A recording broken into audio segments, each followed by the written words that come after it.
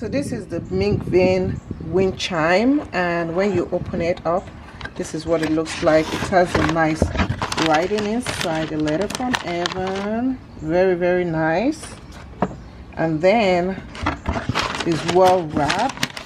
So this can be given as a nice gift, and when you bring it out, this is what it looks like. You can assemble it.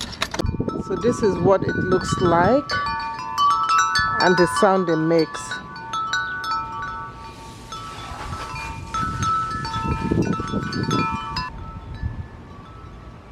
So you can see right here it has a writing. It has writings on here, very beautiful writings on there.